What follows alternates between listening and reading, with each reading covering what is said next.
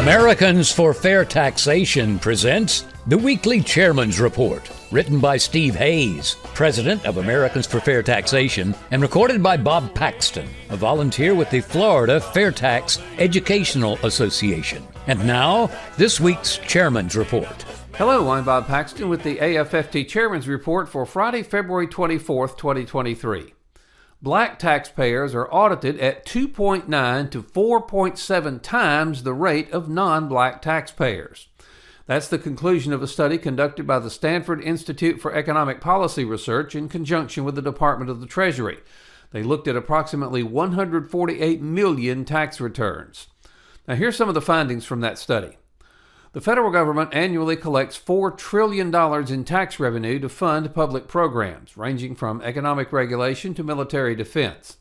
Increasingly, policymakers have also come to rely on the tax system for implementing a host of social programs. For example, the Earned Income Tax Credit has replaced welfare as the largest cash-based safety net program in the United States.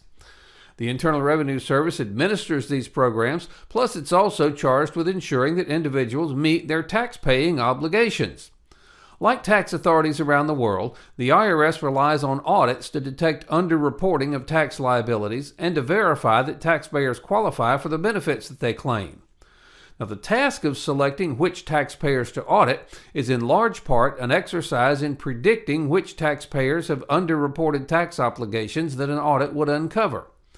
Modern machine learning methods offer the potential to enhance the efficiency of audits by improving predictive accuracy, but a growing literature of algorithmic fairness warns that policies based on such predictions may inadvertently reinforce disadvantages against historically marginalized groups. We find that the difference in audit rates for black and non-black taxpayers is primarily driven by the difference in audit rates among taxpayers who claim the Earned Income Tax Credit. Black taxpayers claiming the Earned Income Tax Credit are between 2.9 and 4.4 times as likely to be audited than non-black EITC claimants. In contrast, we observe a much smaller, though still statistically significant difference in audit rates between black and non-black taxpayers who don't claim the Earned Income Tax Credit. Of course, the real solution to all this is the fair tax. Now, the purpose of any tax system is to raise money to fund the government. Any rational person would want to fund the government in a way that is simple to understand and pay, is fair, rewards work and encourages savings, doesn't hurt the economy, costs the least to collect and administer, is difficult to evade, and doesn't require intrusive audits of taxpayers and the loss of personal freedoms. Now, the present income payroll tax system doesn't meet any of the above conditions for a rational tax system. In fact, as the Stanford study shows, it actually targets black taxpayers for audits much more than non-black taxpayers. Now, under the income payroll tax system, if you're entitled to the Earned Income Tax Credit, you don't qualify for it until you filed your tax return for the previous year.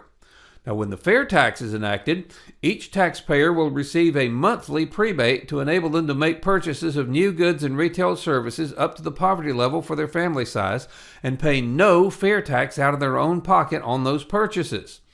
Now, if Congress wants to provide additional benefits to certain groups of citizens, it must do so directly through legislation, not by hiding it in the tax code. For example, Congress can decide that all families wanting to purchase their first home for a price up to a certain amount can apply to the government for help. If approved, they can receive money to help with a down payment or maybe qualify for a much lower interest rate than regular borrowers would pay. With a fair tax, if the government wants to grant benefits to certain groups of citizens and make other groups pay for it, they'll have to do it openly through legislation. When the system of collecting the revenue the government needs to operate focuses only on that one task, the system can be much simpler and much more transparent with respect to how Congress spends our money. In conclusion, the present income payroll tax system uses the threat of force as a major incentive to get citizens to comply with the tax code. Additionally, the IRS routinely tramples on some of our most basic rights in its effort to collect taxes. For example, when dealing with the IRS, there's no presumption of innocence. If the IRS says you owe taxes and penalties, they don't have to prove your guilt, you have to prove your innocence. The bureaucrats will defend their actions of high audit rates for black Americans by saying, well, it's their computers that are selecting citizens for audit, and they're only trying to do their job of collecting the taxes that are owed.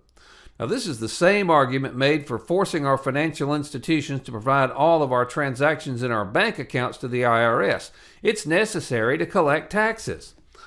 Albert Einstein once said, "Nothing is more destructive of respect for the government and the law of the land than passing laws which cannot be enforced." Now, the problem isn't so much the bureaucrats themselves, but the income payroll tax system that they so heartily embrace. The fair tax transfers power from the government to the people. Now, we now have the opportunity to force all members of the House to show where they stand. They can either vote for the present income payroll tax system, or they can vote for the fair tax. They can vote to support the corrupt income tax in the IRS, or they can vote to eliminate it. It just can't be any simpler than that. They can vote to hide the true cost of their government, or to pass the fair tax and show the true cost of government on each receipt. They can vote to support the largest transfer of power from the government to the people, the fair tax, or they can vote against it. Now, if members think that the fair tax needs to be changed, then they can propose the changes they think are needed. Don't condemn the entire bill because it has a flaw that can be easily addressed. And don't think for a minute there aren't any flaws in the income tax. Please stand with us and demand that your representatives support a much fairer, much simpler, and much more efficient way to fund the government, the fair tax. The fair tax does not pick winners and losers. Because it taxes spending, not earnings, the fair tax lets everyone save for their retirement tax-free.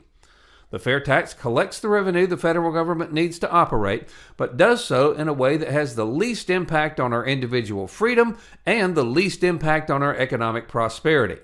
With the fair tax, there are no tax returns to file and no records to keep. We pay our federal taxes when we make retail purchases of new goods and services.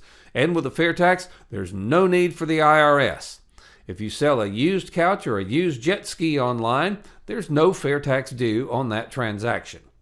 The fair tax will allow us to take back control. The income payroll tax system is broken. It's no longer working. We can't repair it, but we can replace it with the fair tax. Join us and take back control of our country and our lives, not with bullets, but with the elimination of one of the biggest threats to our liberty and economic prosperity, the income payroll tax. We should all remember Edmund Burke's warning that applies to our efforts to take back control. Nobody made a greater mistake than he who did nothing because he could only do a little. We should also remember this quote from George Orwell's 1984, which, if we do nothing, may foretell your and your children's future. If you want a picture of the future, imagine a boot stamping on a human face forever. So what can each of us do? We can write letters and make calls to our elected representatives and attend Zoom town hall meetings demanding that if they really want to allow Americans to take back control, the first step is to eliminate the income payroll tax system and enact the fair tax. Take back control. Help us pass the fair tax. Help bring about real tax reform and stop future IRS abuses. By contributing, or actually investing, $10.40 a month, you help provide a financial base to Americans for fair taxation.